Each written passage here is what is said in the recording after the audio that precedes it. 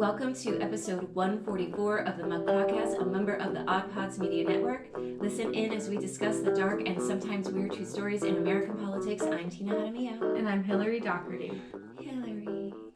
Well, we are dragging ass this Woo! Morning. I was just thinking, I was trying to put makeup on my face. My hair is fucked. Is that all those beautiful people we met last night at that awards event where we won our award are now going to listen to this episode first, probably, when it comes out. And I'm like, we better pull it together. We got it. That was the best promotion for this podcast we've ever had. Oh my God. Don't you think? It was, the whole event was just so lovely, so well put together. Oh my gosh. And I still don't feel worthy in the company of the women that we won. I think we are, though. I mean, come on. And, for Ruthless Broward to even, I don't know, the things that, the award that we won from Ruthless Broward was I Said What I Said. Ooh. Which I remember being on the Ruthless Broward board, and we went, 3 years ago when we created these awards, and that was created for Cindy Polo. Oh, yeah. And I remember being in the room when it was created for her. She was this dynamic House State Rep. She's still so incredible. She's incredible. She served for 2 years, but she was just instrumental on a lot of bills, slowing down or getting people on board for them. And she didn't really have a great presence there because she took the seat from the Speaker of the House, his best friend. She beat him in the election. She flipped a seat, which was unheard of in this Hialeah area in Miami. So,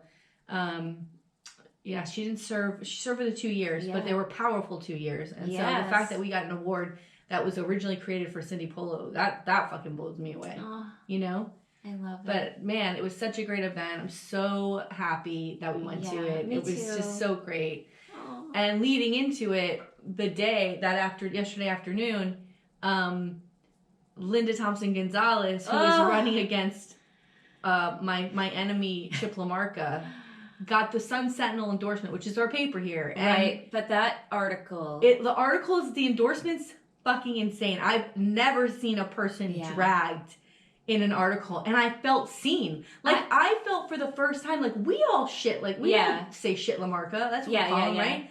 But it seemed like nobody else around us that were left-leaning, whether they're very prominent elected Democrats or the newspaper... Right. Which I don't know if they're left-leaning, but you know what I mean. We're in Broward. No. But that they actually didn't get it. They didn't understand the Chip LaMarca bullshit. They were drinking the Kool-Aid of Chip LaMarca. And not anymore. I've never seen a negative... I don't think I've ever read a negative article. No, nothing about him. I mean, they point out things or they ask him questions but as the lone Republican. This was very different. Oh my God! This was very different. There's a couple different things that works in her favor. First of all, you can go to YouTube and watch the video of the two of them doing their Zoom interview with the paper. She was incredible. She was well prepared. She's got a good and her team. Yeah, her team did a fucking great job, and she has a lot of information, so you ask her a question, she's going to give you a 5-10 minute answer. She was precise.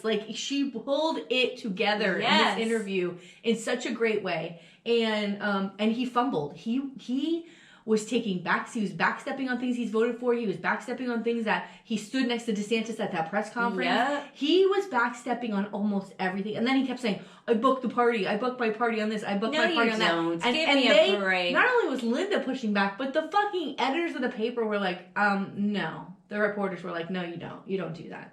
Wow. It was incredible. And it's this perfect storm of Rosemary O'Hara, I believe her name was. She was on the editorial board for this opinion thing for the endorsements for years. And if you watch the endorsement video with him and Linda 2 years ago, Rosemary, I know she's a very nice woman. I know we have friends that are friends with her, like Brittany Wallman, all of our reporters at Sun Sentinel.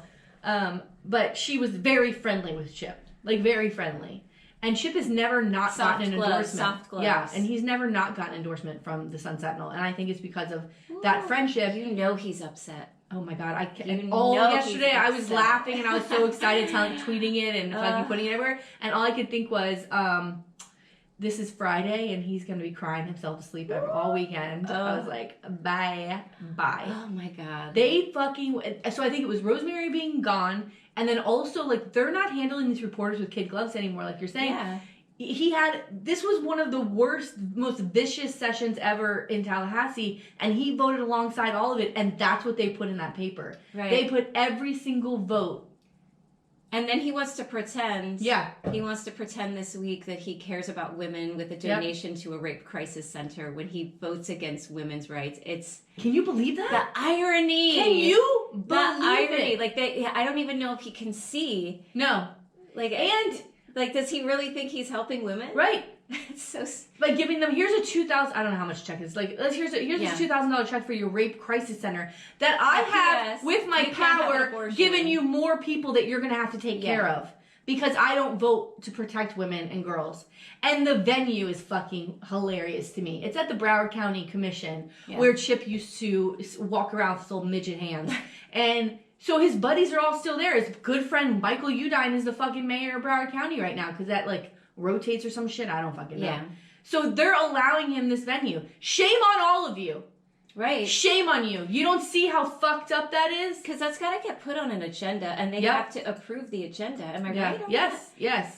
Or can anybody request to have some, I don't know, the ins and outs of the Broward level commission, but... it's bullshit. This is bullshit. But and I can't wait because I'm going to tweet all over that motherfucker too. And it's very clear because you can go make a donation to the Rape Crisis Center, but it doesn't need to be on public display. Right. So it's very clear that he's trying to put a message out that I'm here for women when he's really not. When he's in Broward, he seems to be. He even says in that endorsement video. It's so funny. Yeah. And it's so transparent. Yes. We see through it. But women aren't stupid. Right. But also your voting record is public. Yeah. We know how to read. But then you could be like, well, I donated money to blah, blah, blah, blah, blah. Like, what you do in Tallahassee is the power, that's where the real power, that's where the real power is. You don't really have a lot of power because you don't, you're not, and nobody cares about you because you're a Republican. You're Republican in a blue county, so you have zero power in Tallahassee, I get it. But you're still voting along party lines because you have no convictions, you have no courage at all. And that impacts us as a state. Yeah. Every single woman in every single corner of the state, you've impacted with these dangerous fucking votes. And the Sun Sentinel, let it be known. Let it be known. It was just... it's time for him to get the fuck out. We're done with you now. Can you imagine election night? Can you imagine election night? I'm telling you right now. I was saying last night, if Linda fucking wins, well, I know what I said I do. I said I'm going to find Chip Mark's address and go outside and go caroling outside his house and go, na, na, na, na, na, na, na, na, hey, hey, goodbye. That's what I'm going to fucking do. Get the fuck out.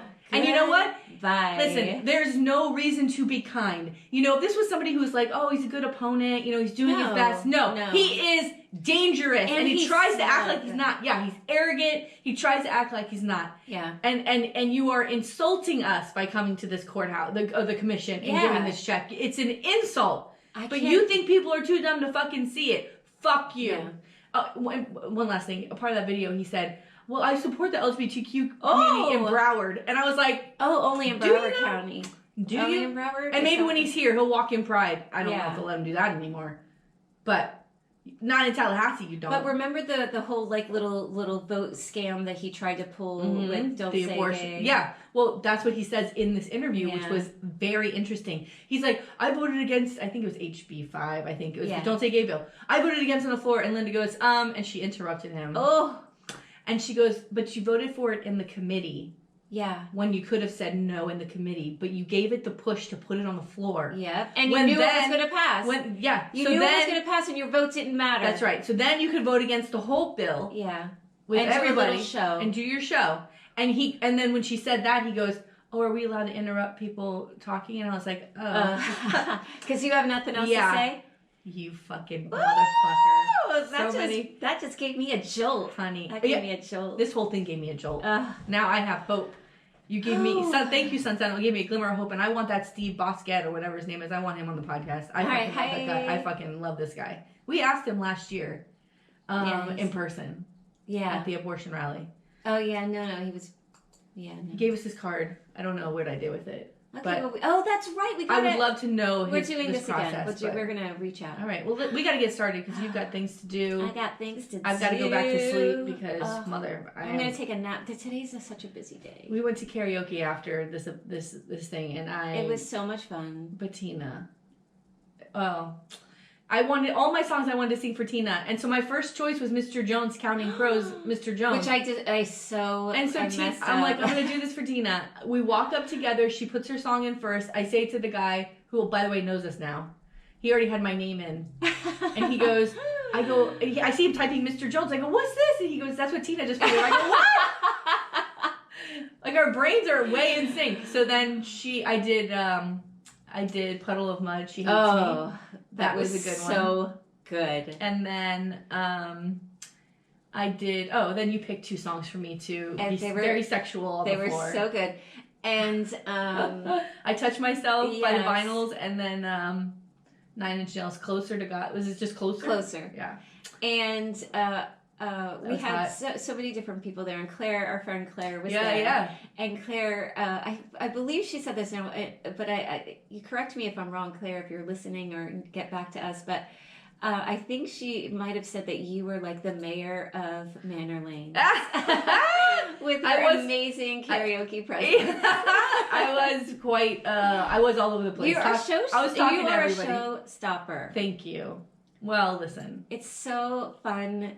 And it just was such a fun night. Yeah, well, it's your birthday, bitch. We got to do it. Tina's like, I'm just gonna put a song in for you. I'm like, okay, let's do it. Oh my God. All right. Please, let's go. Okay, yes, let's go. Today, I'm gonna tell you the story of former U.S. Congressman Daniel Sickles. Okay. This is old timey. We haven't done an old timey. Sickles does sound like an old timey name. Yeah, in a while. So. Daniel Sickles was known for his intellect and friendship with James Buchanan and made a name for himself in politics. But it's his wife's infidelity that leads to a crime of passion and a newfound defense plea. Ooh. This was such a fun story, and I kept going back to our notes. Like, have we covered this? I was all over those notes. With my story, I was all over the notes this week. So I like that it's the wife fucking... Yes, let's get it. Yes. That's tired of you dudes running around. Let's go. So our story... Oh, no, dudes are running around. Oh, my God damn it. She's running around. Everyone's running around. All right, so our story takes place primarily in Washington, D.C., way back in 1859. And according to the Unresolved site, Sickles was born in 1819 in New York, and he was born to a pretty well-to-do family. His dad dealt in real estate, and he was a lawyer. And from all accounts I've read, Sickles was incredibly bright, and he decides to pursue a career in law as well, and then politics. And he didn't do it right away, though. He was a printer, like a printer, printing press, whatever. And then he went to NYU and he dropped out. And I feel like back in the 1800s, late 1800s, a lot of people who didn't go to law school do that apprenticeship type of thing. I think you can still do it today, but most people just, go to law school. Right. But he does this, that's how he got his law degree, was through an apprenticeship under Benjamin Butler. And that kind of is what gets him involved in politics. And from there, he ends up opening his own law practice later on. But Benjamin Butler was a lawyer who represented presidents. Oh, wow. He represented Andrew Jackson and Martin Van Buren. Dang. So this is what kind of gave Sickles exposure to that world and that kind of, and when he practiced law, like he was practicing law in D.C. And so he's in that like D.C. world. And so he ends up running for a seat for the U.S. House in 1846 when he was 27. God. And wins it. And then a few years later, he gets hit by that lightning bolt. Oh, hi. The lightning bolt of love. With a young girl named Teresa, whose parents were Italian. Ooh, so she was like this. Yes. And it's from what I read. Now, it's so hard when I look back on pictures because I'm like, oh, she was the beauty. I can't. It's hard to see. But then I found this one other picture, but it was so small, and so I didn't use it for our Insta. but it's on like Find a Grave or something. So it's in that picture. I'm like, oh, she does look pretty. But the painting that someone did of her. I think the idea of what was, I think the idea of like what was beautiful then is a lot different than what our eyes see as beauty now. Yes, because one of the men involved is supposed to be like hot. Yeah. And I looked at his picture and I'm like, really? Like he was the, The only one it's ever on this podcast, the only one I've ever done where it's like these 1800s was the president's daughter who would bust in the room and she was wild, but she was known for like being this party girl, like the it girl, whatever. Yeah. That's the only picture I ever saw where I was like, okay, I can see this. Yeah, well, I don't know, but you'll see the photos on her Insta. But so her name is Teresa, and she and Sickles married. She was 17. Oh, God. Other accounts say she was 15. Ugh. He was 33. Oh no. And her parents actually were not thrilled about this marriage, did not want them to be married, but they got married anyway, and they had a daughter, Laura. So I read another article from Emerging Civil War that notes that she may have been pregnant, and that's why they got married. Oh boy. But, and at the time, like, that is, would have been the thing to do, right? And so, in the meantime, he starts working for James Buchanan, and this is like, and he becomes the Secretary of Legation. So he's, again, like very involved in DC politics through his law work. And they become friends. And so even though he's this rep out of New York, he moves to DC permanently, but he would go back to New York to do like New York work. But, their house is in DC. And we've seen this before in other stories where there's that DC high society life and the parties and the dinners and all of that. And they end up sort of being like the society couple. Like they have a lot of parties at their home. Wow. And it's a blend of this sort of old rich, new rich kind of DC folks, and people like would go to their parties. Oh, it sounds so fun. It does. Yeah, I wish I was like that kind of couple. Oh my God. Yeah. But as they say, all good things must come to an end. And this ended pretty badly.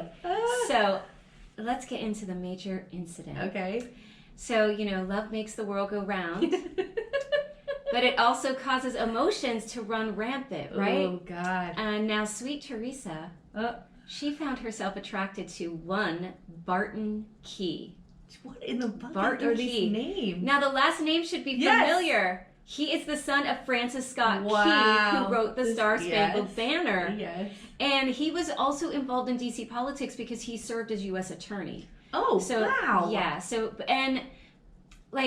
from what I read, he was like a bit of this roue. He was a playboy. Roue? I've never heard that word before. Oh, yeah. It's like a nice little, I guess, French way of saying, like, he got around. Okay. And he was this playboy. He was a widower, and so I think these women were like, he's good looking, he's a widower, he's the son of Francis Scott Key, which like back then like celebrity status, right? And so everyone's like, oh, like he's amazing. And he got around, and according to so I read this book review on NPR about this book that came out that was called Star Spangled Scandal about this case, and it cited Key. Poor dad, just trying to write a song, and his son's dragging it, it's getting dragged through the mud. And Key was cited as saying, "I only need 36 hours with any woman to make her do what I please." Ooh! I wonder what that entails. Wow. Probably a lot of what word should I say? Conolingus? Is that probably a lot of that? Is that how you get a woman to do what you want? I mean, I don't know. I'll just make that suggestion. I'll make that suggestion. So like I Barton said, Key. Everyone thought he was hot. He had He's all eating of a lot these, of vagina. He had a lot of romantic flings. And one of those flings happened to be with Teresa. And remember, though, she's married to Daniel Sickles. Uh-oh. And the thing is, Key and Sickles were friends. No! Yes. Girl! Yes! This guy's coming to parties and stuff? Yes. No! And the other thing that is like, this is the thing that is, I think, even worse, according to the NPR article. So, Sickles went back to New York a lot. Right. I was going to say that. She's home alone in D.C. Everybody in D.C., though, knew that they were canoodling. Oh, God. Because it's like all these socialites are gossiping. he would go back to New York, and the two of them would be sad. out riding in the car together, out like just out together, like they're not hiding it. Oh, it's messed up. That's fucked. It's messed up. It's That's messed not up. Right. And so he would like show up at the parties and stuff. Like he like, hey, and here I people am are on the corner like, yes, yes. It's like, see. I mean, wouldn't that be fun though? Yeah, but how dumb is this guy, the husband? He doesn't have any idea this is He had happening? no clue. I mean, he's in New York doing his own business. Oh, You know well, what I he mean? got around too. Yeah, come okay. on. So how does Sickles find out? Oh, God, no. We are going to take it back to early muck. How does he find out? What? Anonymous letter. Yeah! So he comes home from a New York trip. She loves that anonymous letter. He comes home from a New York trip, and there's a letter waiting for him. Who would have written that? That Come tells on. him that Key and his wife are hooking up. Oh, my God. And who's this nerd that's knocking on them? It's like, P.S., Key rented a house a couple doors down because that's where they're banging when you're out of town. Oh my God. Yeah. So he's like, what? Like, who wrote this? Some Who Puritan knows? kind of person, maybe? or someone who's just like, you know what? This isn't right, right? Yeah, and they want to set Meanwhile, them up. mind your own fucking business. So he goes nuts. Well, I mean, listen, some people can see blind rage and just He murder. goes like, nuts. oh, man. And it's mid-1800s. Duel. Misogyny Yeah. is on full display. As it is So today. this man confronts his wife and is like, tell me everything. And she confesses. He makes her No. write every detail of this affair down Oh. in a letter. Oh, my God. And I have some quotes from it. This is insane. And this is I don't know, I feel like he made her write this, but she said, I did what is usual for a wicked woman to do. You know, like he's a jerk. He's trying to add it. Yeah, he's trying to pile But on. here is from Women History blog, had another excerpt that I loved. Mr. Key has kissed me in this house a number of times. I do not deny that we have had a connection in this house, in the parlor, on the sofa.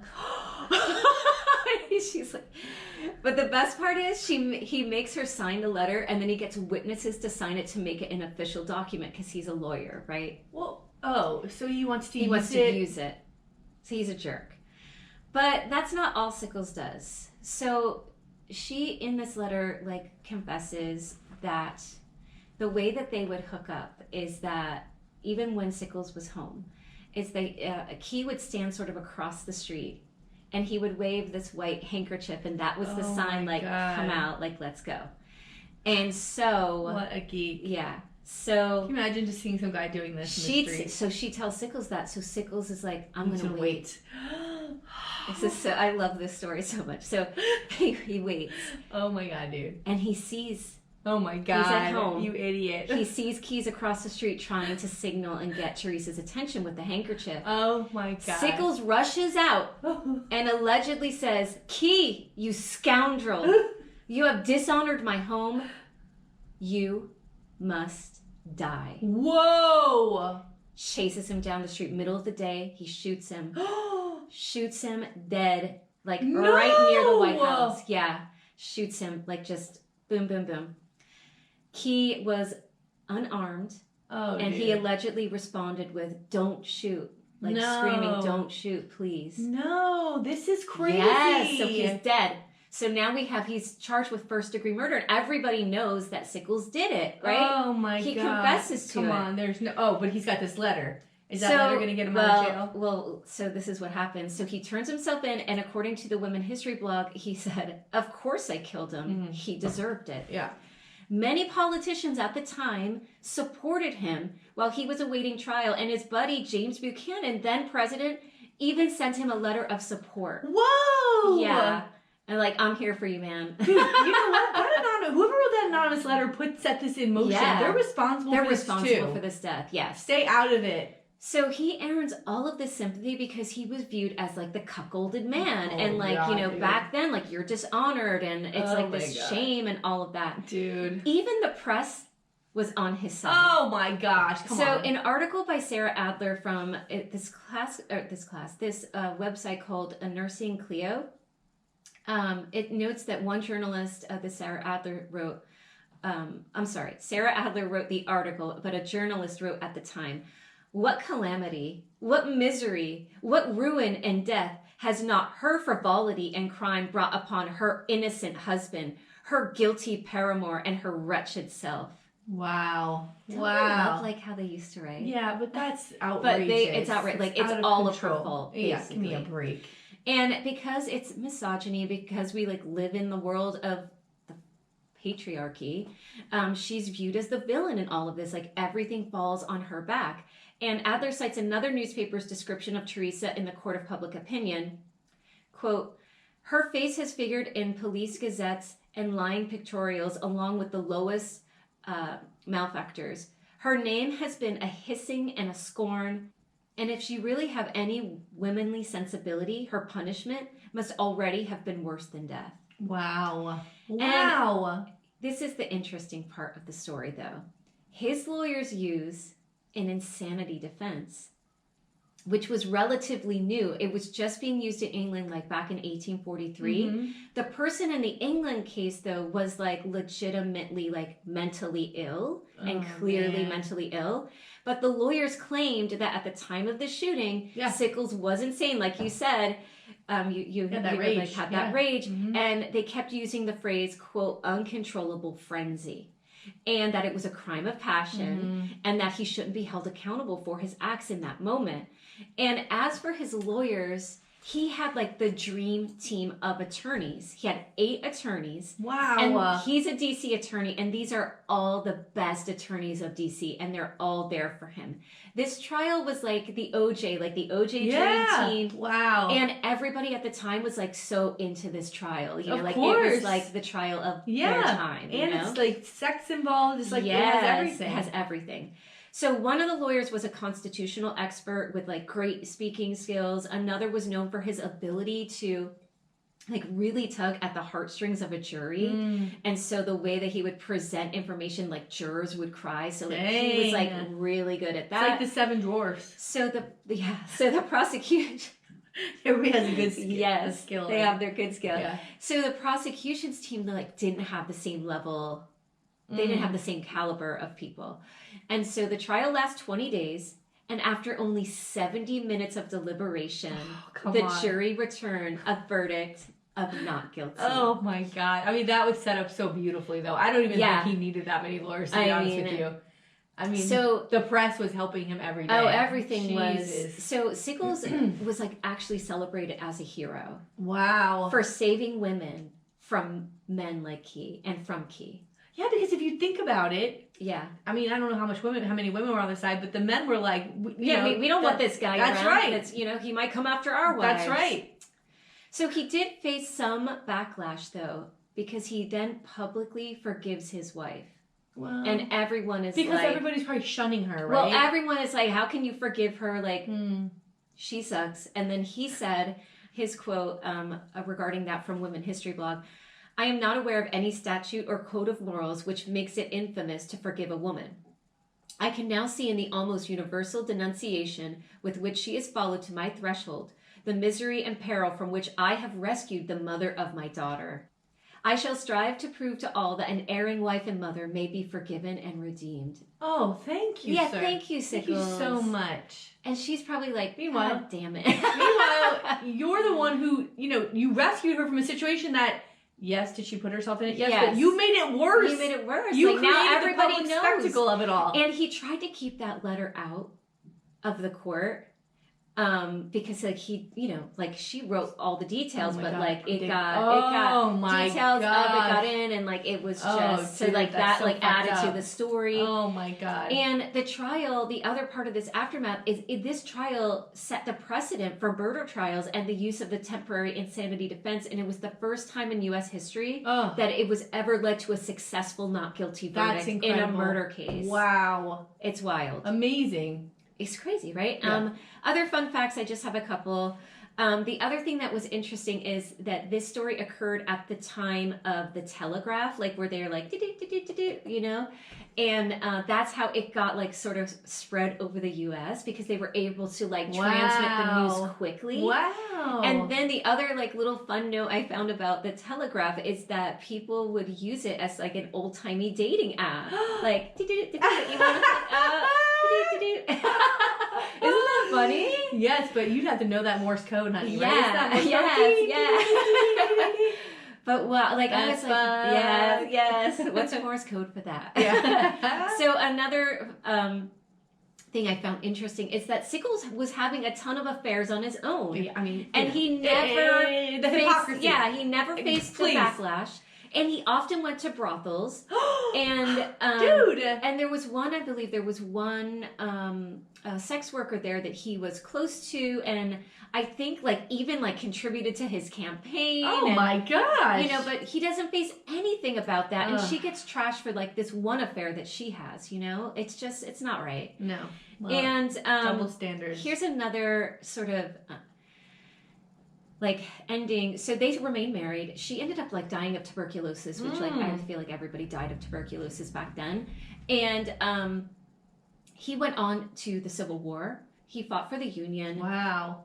But some accounts say like he was almost directly responsible for, you know, we won the Battle of Gettysburg, but he almost cost that battle. No. Because of like his actions. Like he was like a little cuckoo. But what happens to him is he ends up getting a Medal of Honor for his actions. He gets shot in the leg and they have to amputate it. So he sends his leg to an Army medical college, and every year he would go back and visit the leg, like the bones and stuff that were left. Isn't that like odd? That is, I can't even.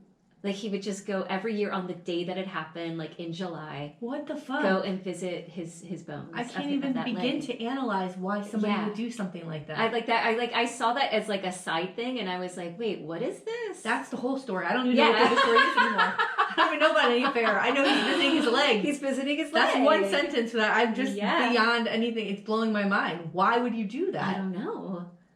Like I get it. Like. I get it. It's tremendous loss. It's traumatic. Yeah. But why would you want to revisit the situation? And on your anniversary of, I don't know. But that's what he did. So that's the story of the love triangle gone awry and the murder of Philip Barton Key. Amazing. It was such a fun story. I had so much fun doing this story because I was like, what? Wow. It's incredible. Yeah. I'm covering Judge Samuel B. Kent. Oh. Yeah. So you said you were searching through our because we keep a list of everybody we've covered, and I'm like, I kept going like control we've find, done so control much, find, yeah. control find. And we've done so many judges that you never know. Yeah. Okay. So, tiny bit, and we're jumping in because it's not that there's a lot of the story because there isn't, but to me, the most interesting thing about this was this impeachment part at the end. I thought that was really interesting. Not so much his behavior because that's how fucking dudes roll. So, all right. Oh, God. Born in Denver, Colorado, Kent graduated from the University of Texas at Austin and the University of Texas School of Law with a Bachelor of Arts degree in English in 1971 and his law degree in 1975. Oh. Prior to his appointment on the federal bench, Kent was a partner with the law firm Royston, Razor, and etc. We don't need to get into all that. He served in the single judge Galveston division covering Brazoria, Chambers, Galveston, and Matagorda counties. So he's appointed by George H.W. Bush on August 3rd, 1990 to the seat in the federal court and is confirmed by the U.S. Senate on September 28th, 1990 and received his commission on August 1st, 1990. So he's the only federal judge in this county. Oh, okay. Right? So, or for these counties, but in this district, just one, which kind of isn't a good idea. Yeah. Especially someone like this who starts to think that they're like bigger than everything else. Oh, here we and go. you know what I mean? Everything's got to roll through him, and it's just not okay. Because he's the one guy. And I also think it's very interesting because we talked about Trump. We talked about Trump putting a lot of people on the federal bench, but like it's almost Supreme Court like. Where you have to get them off the bench if they do something scandalous. It's really fucking hard. And you have to end up going through an impeachment process in the the articles of impeachment go to the U.S. House and they send it to the Senate for a trial, and it's a lot of work. Is a federal seat a lifetime seat too? Or I was trying to think terms? that I think there's you can I think the retirement age I get to it is like 65. Where they can walk off the bench, but I think that or they can walk, but there's not like you have to leave. No, I think there might be a cap age, like by 78 maybe, so or what is it, like 80? But why don't we have? 80 is too old. Yeah, I think there's a cap. I mean, we changed. I know Florida has a cap on judges. Yeah, I mean 70. Can we stop everything at 70? Yeah, because you can. And I'm not trying to be. They make ageist. good money. You could retire, and I'm not trying to be ageist. No. You know, it's enough, and you don't need people on the bench that long. It doesn't make sense. No, and because progress happens, progressive minds happen. Yeah, things change. View cases differently. You can't have these old motherfuckers sitting there. We're not ageist. I don't give a fuck. I mean, there's just listen. I also wouldn't want a 20-year-old sitting on the federal bench. Like, I mean, you know what I mean? You gotta have. We're ageist both ways. That's right. That's right. Flip the coin. I'm on both sides. But you know who had the impeachment trial was Alcee Hastings. So same kind of thing where he in court he was found innocent, right? But they still said we're taking you off the bench, right? Right. So same thing. I covered Alcee Hastings. Rest in peace. So in August of 2007, so he's been on the bench 17 years. Chief Judge Hayden Head of the Southern District of Texas issued an order indicating that Kent would not be hearing cases between September 1st, 2007 and January 1st, 2008. And during his 4-month leave of absence, he continued to draw his annual salary. But he did not perform judicial work, and with his cases instead being allocated to other judges, thanks a lot, right? Kent was then transferred to the Houston Division of the Southern District of Texas in 2008. So, a year later. So there's a complaint from an employee, and then they're like, all right, while we're investigating this, you have to step off the bench for 4 months while we're doing this investigation. But he's getting paid the whole time. Yeah. Fucked up, especially considering. And now these cases are piling up because no one else can take them. The cases then go to other judges. They give them but to in other districts that yes. Oh. Yeah. A lot of people had to move around. They brought a Florida judge in to reside over his fucking trial because they couldn't put a Texas judge on it. Like they were. Yeah.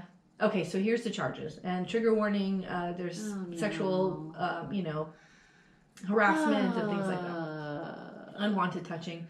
So on December 20th, 2007, the Fifth Circuit issued an order indicating that there was an ongoing Department of Justice criminal investigation into the allegations underlying a complaint to the Judicial Council regarding Kent.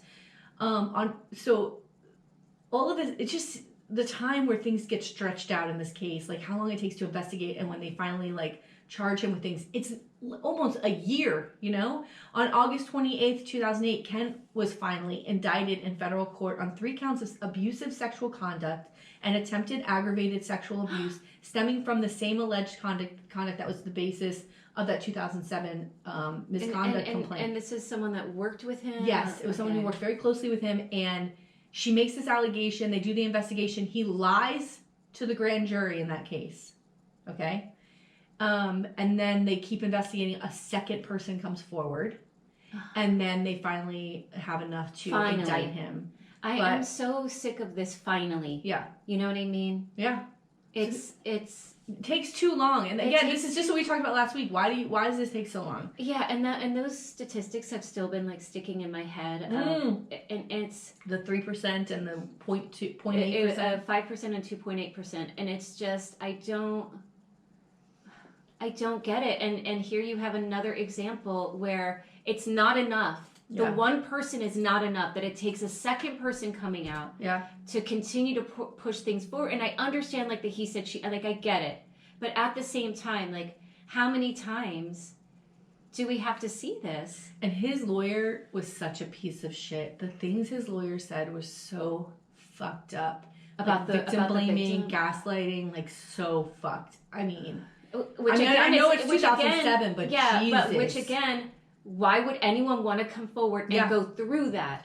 Oh, these 2 women are fucking incredible. They go around and do speeches at women's colleges and say here's the things that they are incredible. Oh, I would love it. I would love it. I'm impressed by these. Okay, well let me tell you about what the complaints were. So the alleged victim, identified only as person A in the indictment, worked as a deputy court clerk assigned to Kent's court. A complaint against Kent filed with the Judicial Review Panel in May 2007 identifies the woman as Kathy McBroom, which she's already come out to the other one, so we know their names. Okay.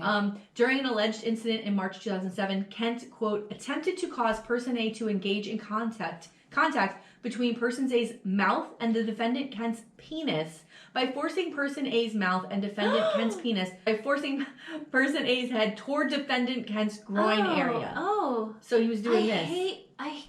His employee, the person working for him. According to her interview in the Texas Monthly, she said regarding the first incident that happened a year into the job, when showing he comes. Okay, this is the part about it that really fucking pisses me off, and how you know, like, this is a perfect example of like women's. They're constantly being fucked with, right? Yeah. So this woman gets this job as this deputy clerk, and she's working for this only federal judge in this area. She was in this article talking about how much she loved her job, and she would sit in the courtroom and she would help him with, like, he'd walk in and people would stand up, and people looked at him with such, revere, and like, he's this great guy. He was so good to her. He liked her wife. She liked his wife. Like, such a great guy. A year into the job, he comes back from a long lunch and he's drunk. And he says to her, so nothing has happened in this year, right? And he says to her, like, oh, I heard that they put a new gym on this floor, like, for the people who work there. And he's like, well, you show it to me. And she's like, great. So then she says, this is what happens there, quote, it was barely 10 feet from the command center where the security officers worked. That's where the gym was.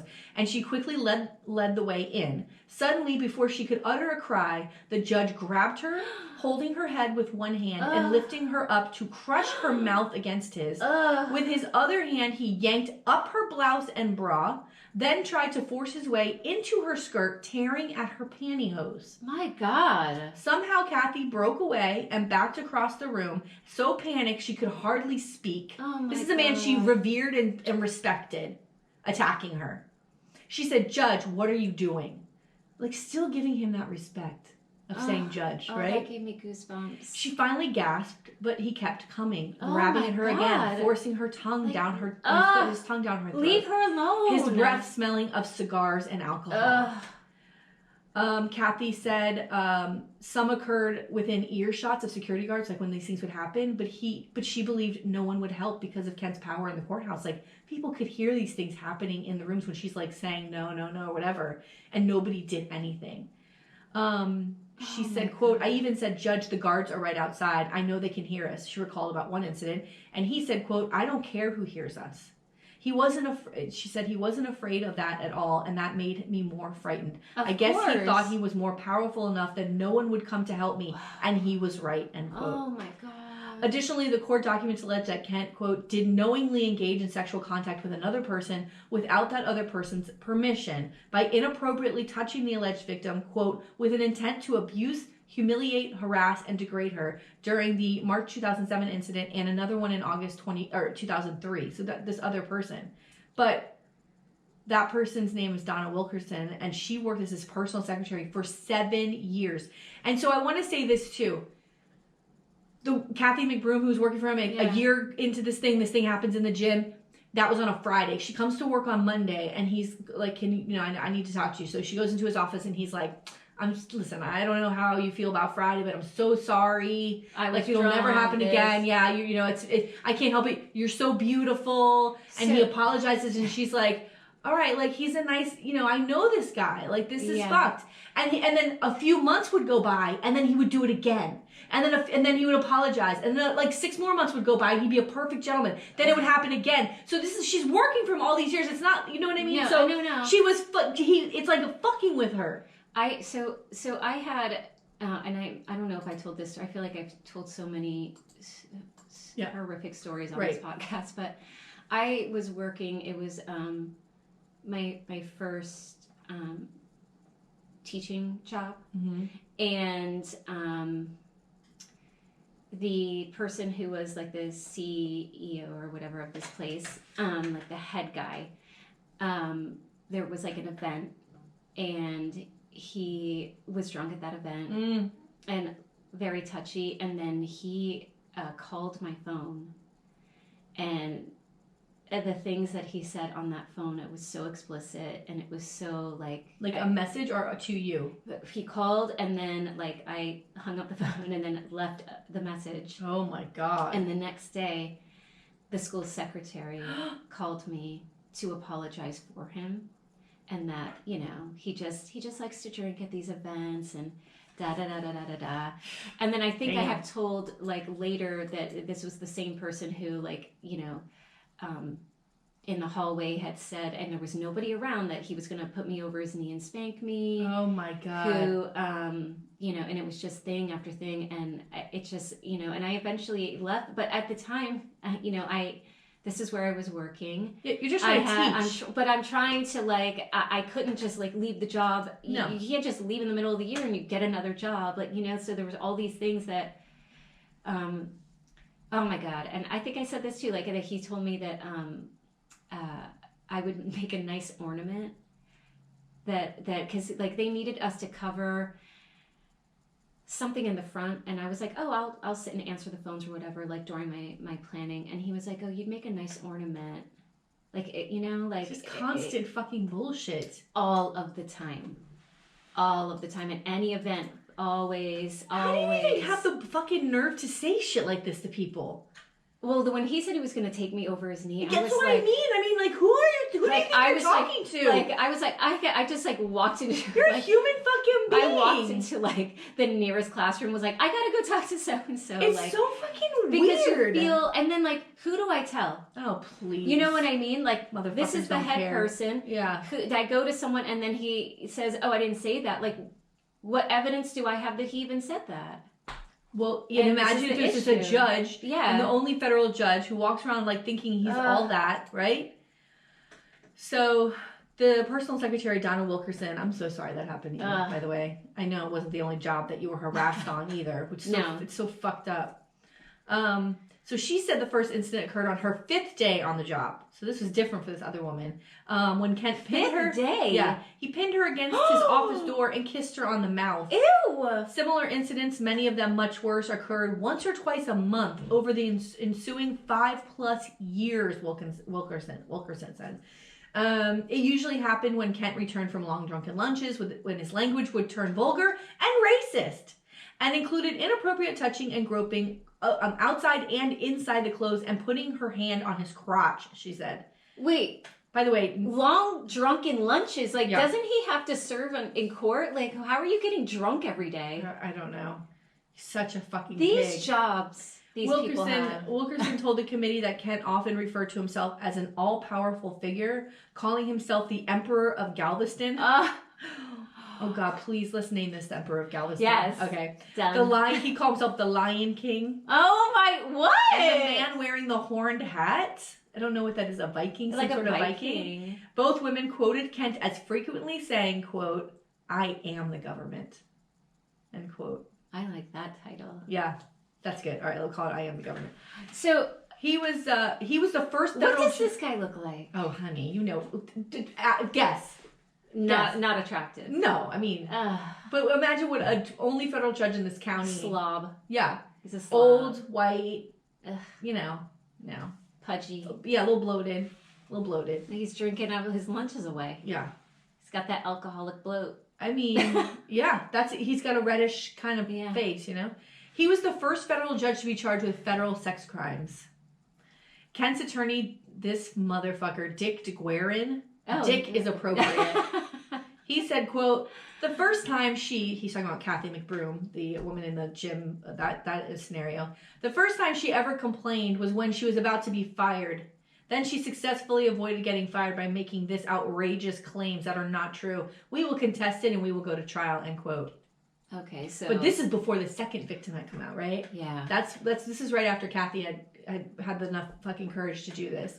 But the second one comes out, and he's like, "Oh, I'm fucked." She likes her job, right? It was heartbreaking to read that. And for her to have to, like, why does she have to quit her job and quit being in a field that she loves and in this environment? By the way, this is what she enjoys. Like, she's got to go somewhere else because he can't control himself. She had it's to not report right. It, and she had to report it to like multiple different places because the first place they went to, they didn't take this seriously. They did not listen to her because it was who. Did she go to HR? Like, yes, that's who she went to first. And said, this is something that's happening, and they ignored it. They ignored it. I'm almost positive that there were sexual harassment laws on the books at that time. 2007. Yeah. Okay, on January 6, 2009, the federal grand jury that indicted him added 3 additional counts for aggravated sexual abuse, abusive sexual contact, and obstruction of justice because he lied to that grand jury. But these are the added charges because of Donna Wilkerson. On February 23, 2009, the day on which jury selection was to begin, Kent pleaded guilty to 1 count of obstruction of justice and agreed to retire as a judge. Oh, you know what? Although it was unclear whether he would be permitted to retire rather than resign. But then he gets sent. Well, he wants to retire because he wants that pension. Money. That's right. He's like, oh no! I'll plead guilty and retire. Does he again? It's like a triple Marco. We see you. We see what you're doing. No, bitch, please. Thanks. So he was sentenced on May 11, 2009. Although Kent was purported to retire, the minimum age at which a federal judge may retire with a pension is generally age 65. He was 59. So that's not happening. An exception allowing for early retirement is available where the judge seeking to retire certifies to the president of the United States, by the way. Like these are federal judges. Yeah, like that he is... quote, permanently disabled from performing duties. So that's the other way he can retire early. Well, I mean, yeah, that's if something happens. So supplying a certification to that effect issued by the chief judge of the circuit. So like he'd have to go to a doctor would have to go to a judge. Okay. Right? He's perfectly healthy. Right. He's just a jerk. Yeah. However, in May 2009, the United States Court of Appeals for the Fifth Circuit, in an opinion written by Chief Judge Edith Jones, hey bitch, hey, denied Kent's disability status and instead recommended his tried to impeachment. apply. Yes. He tried to apply for disability. Yes. What? Yeah. I thought that he was like, oh, I can't do but this. But you don't meet these standards. There's nothing wrong with you. Wow. But he was still going to continue to draw his salary until he was out, which was in June of 2009, like a month later. So had he not resigned, he would have been paid until convicted by the Senate in his impeachment trials, which means it could be years. He's still getting money, and he's probably getting good money too. Dude, as a federal judge. The requirement of Article 3 that federal judges, quote, shall at stated times receive for their services a compensation which shall not be diminished during their continuance in office, may preclude action against his salary barring impeachment. So he'd still get it unless he was impeached, right? Okay, so sentencing. Kent pleads guilty in February 2009 to obstruction of justice for lying to the Judicial Committee investigating the allegation in the first place. He was also acknowledged that he had non-consensual sexual contact with 2 female employees between 2003 and 2007, so he's got to put it out there.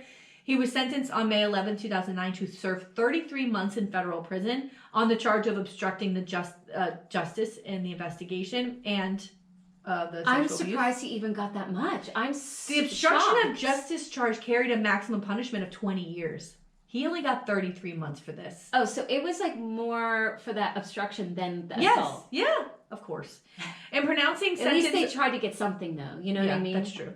In pronouncing sentence over Kent, visiting Judge Roger Vinson stated, quote, your wrongful conduct is a huge black X, a stain on the judicial system itself, a matter of concern in the federal courts, end quote. As part of a plea agreement, Kent admitted that the sexual contact, like I said, was non-consensual. Hold on, don't explode. He had to pay a $1,000 fine and a total of $6,550 in restitution to the 2 victims. They had to split that $6,000. Now, I don't think they go after him like in a civil case, but they should. But maybe they did, but I don't know, and I should have known that. I'm sorry, but that's all that was listed. Yeah. Wow. So a little bit about the impeachment. I hate everything. I know. So, but. He gets sentenced, he's found guilty, but that he's still in this balance of like, he's not on the bench, he can't retire, so because the judge is like, fuck you, you're not disabled, you can't retire, and she recommends impeachment, which then goes to the House, right? The House, but then House. That's a whole. So now this has to start, time. right? So now he has to be impeached so he can just make it stop the benefits, stop the money, stop the motherfucker's in jail, right? Like it's time. Okay. So on May 12th, 2009, soon after Kent was sentenced to those years. Yeah. Soon after he was sentenced to the 33 months in prison, Representative John Conyers Jr., and who I heard on the podcast, and who also had sexual abuse allegations. This is great. Who's probably doing it at the time. It's incredible. Pot calling the kettle black. James Sensenbrenner introduced separate resolutions, House Resolution 424 and House Resolution 431, which were referred to House Judiciary Committee, which 2 days later voted to begin impeachment proceedings as a reaction to Kent's refusal to resign. This guy, he wants that money. Yeah. He wants to hold on to He's gonna roll that the dice, money. and he's gonna roll the dice. And why not? Yeah. Right? I mean, why not? Maybe he'll get it. But also remember, Obama's in office. It's 2009. He just got elected, and we have a super majority in the fucking House and the Senate. So the thing that's interesting to me when you mention Conyers, and I wonder when because these things we've covered so many of these like sexual allegations and sexual assaults that have happened, and there has been overlap where other people are doing their, and I wonder when they're sitting there going, oh God, I hope this doesn't happen to me. Like, what are they thinking I think people, or are they just like, that guy's an asshole because he got caught? Like, what is it? Like, because I would imagine, like, because I am such a nervous, I would be like, oh my God, is somebody coming after me? Like, I would be freaking out. Well, I think that there's an arrogance. It's wild. To, like, even they think that what they're doing isn't, like, you know what I mean? That Conyers used to, he'd call people into his office and he's on his underwear. Remember? He'd be in his underwear. Johnson did that too, the president. He's grabbing women. On the shitter, like. Yeah. He's doing fucking nuclear war plans and he's on the toilet. I mean, it's fucking insane. Okay. What are we doing in this country? What are we doing? Girl. Can we put women in charge of everything? Please. On June 2nd, 2009, Judge Kent submitted his resignation to President Obama in an unsuccessful attempt to avoid hearings in Congress. Wow. They're like, we're not taking it. This is my favorite part of the story, is how he's scrambling in jail. He's like, I don't know what to do. The resignation, had it not been precluded by removal from office, would have been effected as of June 1st, 2010. A whole year. Another year of money. Chaired by Representative Adam Schiff, the hearings featured testimony from the accusers, Kathy McBroom and Donna Wilkerson. Go watch these. They're fucking incredible. Kent and his lawyer, Dick DeGuerin, refused to attend, calling it a circus. Oh, God. I'm sure it was. On June 9th, the task force unanimously voted to report 4 articles to the full House Judiciary Committee. The next day, the Judiciary Committee voted unanimously to send them to the full House.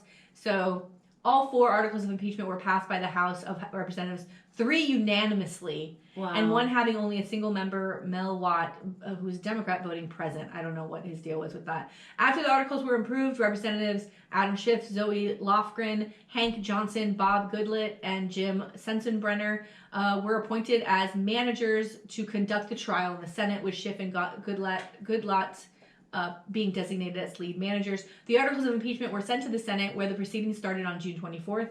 On that day, senators passed 2 resolutions, one providing for a summons for Kent to answer the articles against him, and the other providing for a committee to analyze the evidence against him and report their findings to the full Senate. On June 25th, when Senate officials traveled to the prison facility where Kent was confined to serve him with the formal summons to the impeachment trial, he presented them with a new resignation letter effective on June 30th. So now he's like, all right, I'll leave earlier. Like, please, mercy, white flag. Me. The development was reported to the Senate, which directed that copies of Kent's letters be sent to President Obama and the House of Representatives. On June 30th, President Obama accepted his resignation, and on July 20th, the House of Representatives passed a resolution asking the Senate to end the impeachment trial against Kent, and the Senate agreed on July 22nd.